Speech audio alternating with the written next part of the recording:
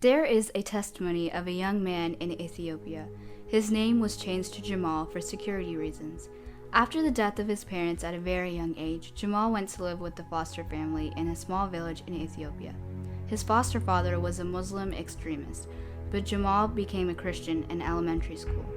He said, "After I became a Christian, my life changed. I had peace of mind which I never experienced before.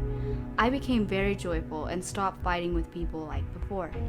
His foster parents hated the fact that Jamal had become a Christian. When he wouldn't give up his faith in Christ, his foster mother refused to give him food.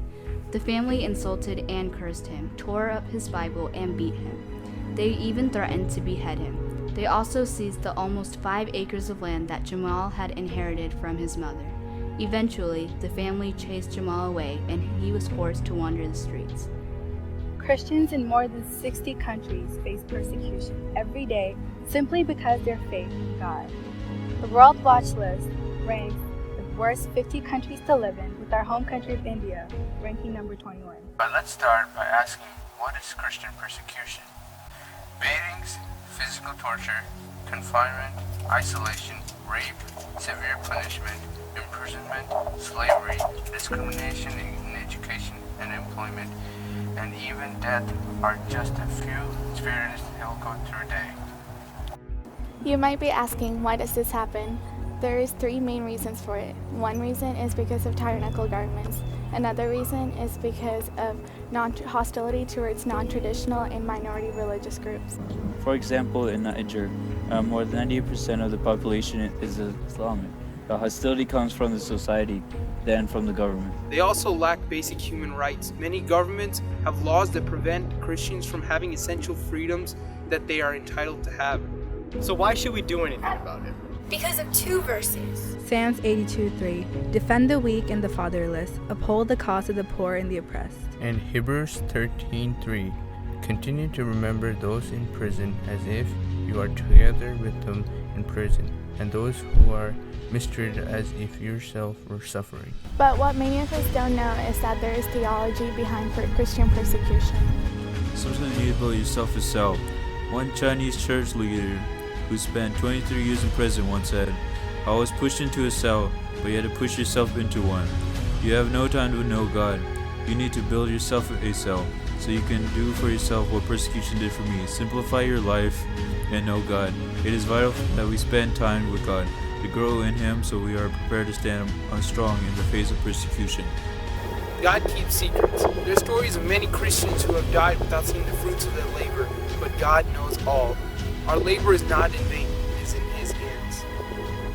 Weakness is a direct path to power. An Egyptian Christian was thinking on the way he was treated when he converted to Christ. He said, "In great suffering you discover a different Jesus than you do in normal life. Pain and suffering bring up to the surface all the weak points of your personality. In my weakest state, I had an incredible realization that Jesus loved me even right then. True empowerment comes through Christ alone, and you only discover this at your weakest point." Overcoming is greater than deliverance. Persecuted Christians do not ask that we pray that they be delivered from their persecution, but that they have the strength to walk through it. Extreme hurt requires extreme forgiveness. A widow in Iran once said, "I only had hatred in my heart for my enemies who had murdered my husband. But one day, a miracle happened. God taught me how I could love my enemies. I have been praying for this, even though on the deepest level, I didn't want it to happen. Gradually, through a process of ups and downs, God answered this prayer." The only way we can get through extreme hurt is by forgiving people as Christ once did. Prayer is the ultimate fellowship. Many persecuted Christians often feel isolated and alone. However, prayers from Christians halfway around the world have brought the same amount of encouragement that fellowship would have prayer brought, not only as a direct line to God, but as a way to encourage our persecuted brothers and sisters around the world. 1 Corinthians 12:26 tells us that we are one body. When one member suffers, we all suffer. When one member is lifted up, we all rejoice.